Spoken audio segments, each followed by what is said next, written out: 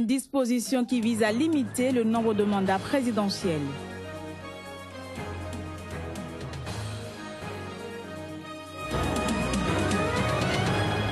Rebondissement dans l'affaire du putsch manqué au Burundi, le numéro 2 de la tentative de coup d'État militaire a plaidé coupable lundi devant la Cour suprême.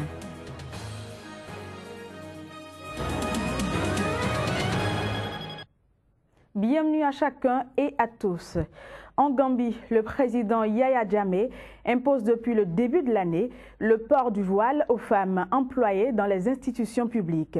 En effet, un mémorandum daté du 4 janvier prévoit que le personnel féminin n'est plus autorisé à montrer ses cheveux pendant les heures de travail officielles. Et pourtant, le président Yahya Jammeh, en déclarant la Gambie État islamique, avait assuré que cette proclamation n'aurait aucune incidence sur la minorité chrétienne.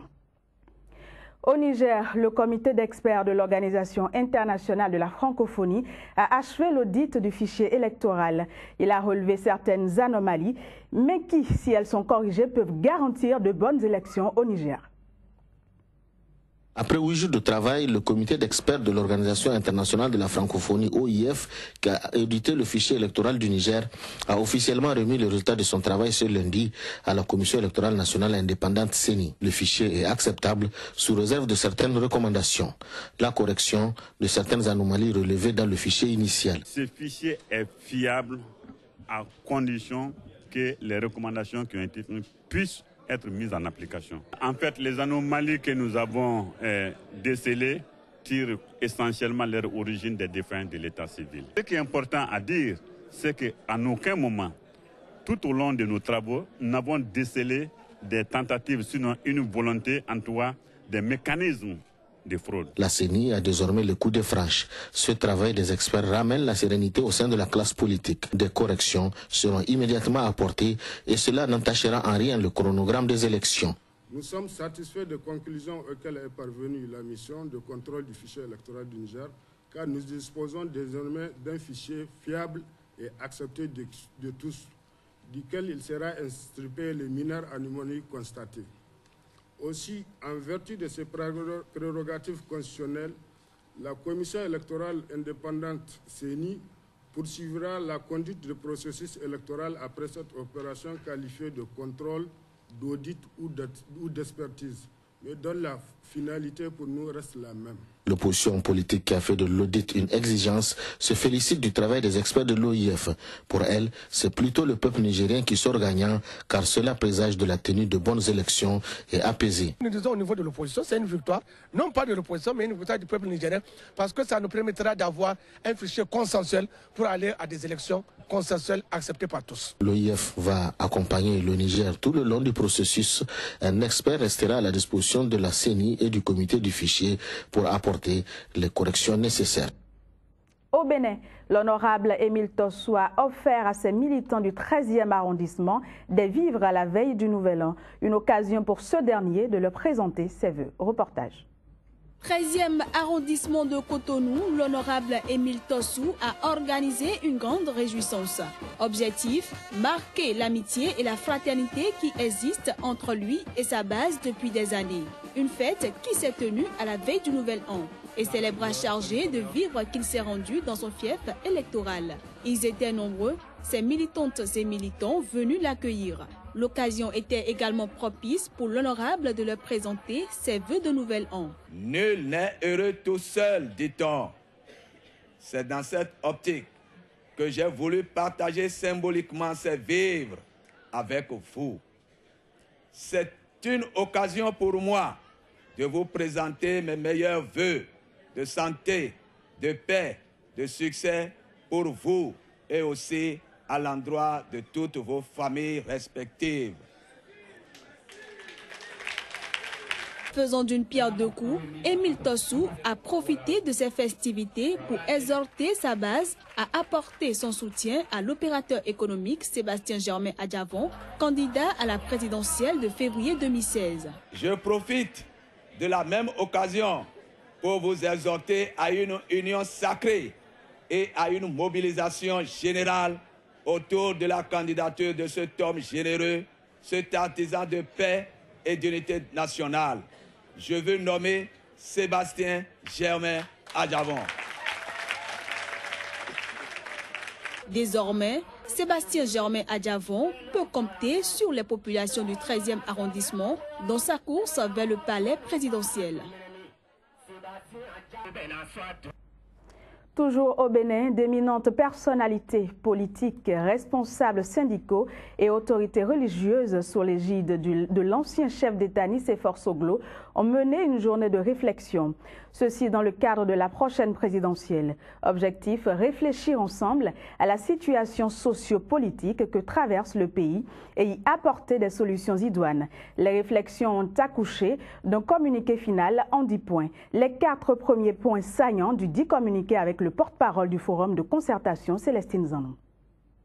Les différentes personnalités qui ont pris la parole ont abouti aux propositions ci-après.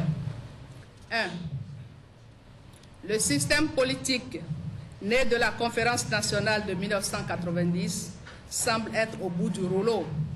Et face à la catastrophe engendrée, la seule solution reste les États généraux ou encore les assises, afin de transformer l'essai de ce jour, 5 janvier 2016, en un début d'affirmation de la volonté des fils et fils du Bénin. 2. Dans notre pays, devenu soudain sans boussole, notre première indignation doit être le rejet du complot politique qui se profile avec la candidature imposée de Lionel Zissou. Car un pays qui n'est pas gouverné par ses fils est condamné au suicide. De ce point de vue, la candidature de Lionel Zissou a été au cœur de presque toutes les déclarations et sans nous focaliser sur la personne, c'est le schéma qui le porte qui est source de déstabilisation pour le pays et non la couleur de sa peau. 3. L'impasse politique aujourd'hui, palpable avec le parachutage d'un candidat, justifie la saisine des autorités françaises pour, d'une part, infirmer leur implication dans ce choix et, d'autre part, leur faire savoir le danger qu'elles représentent en interne comme à l'extérieur du Bénin. Cette démarche a pour objectif de sensibiliser l'opinion internationale sur les risques que cette candidature fait planer sur le pays et le peuple béninois. 4. La dérive dictatoriale du pouvoir en place mérite une pause, une transition politique. En Algérie, une prochaine révision de la Constitution prévoit le retour à une limitation à 2 mandats présidentiels. Cette disposition avait été supprimée en 2008 lors d'une révision partielle de la Constitution pour permettre au président Bouteflika de briguer un 3e puis un 4e mandat. Ce dernier avait proposé la suppression de la limitation du nombre de mandats présidentiels en réponse à un appel du peuple qui réclamait son maintien au pouvoir.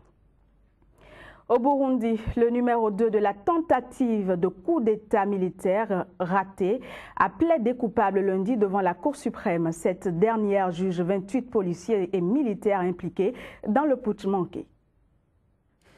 C'est devant la Cour suprême burundaise que le général Cyril Ndayirukiye a plaidé coupable. L'homme est considéré comme le numéro 2 de la tentative du putsch manqué les 13 et 14 mai au Burundi. Il a été entendu pour la première fois ce lundi. Outre le général Cyril Ndayirukiye, 2 autres généraux de l'armée et 2 commissaires de police ont eux aussi plaidé coupables lundi. Pour leur défense, les 5 accusés ont déclaré qu'à travers ce coup d'État, ils voulaient faire respecter l'accord de paix d'Arusha et la constitution du Burundi qu'ils estiment violée par Nkurunziza. Pour mémoire, le 13 mai 2014, après 2 semaines de manifestations violemment réprimées contre la candidature du président Pierre Nkurunziza à un 3e mandat controversé, le général Godefroy Niyombare, ancien patron des services de renseignement, avait annoncé la destitution du chef de l'État. Ce dernier était en déplacement à l'étranger. Mais le coup s'était soldé le lendemain par un échec. En tout, 28 personnes impliquées dans le putsch manqué font l'objet d'accusations dans ce procès. Elles encourent la perpétuité. L'audience s'est ouverte le 14 décembre à Gitega, une ville située à une centaine de kilomètres à l'est de Bujumbura. Fin de la première partie de cette édition. Place à présent à la revue de presse.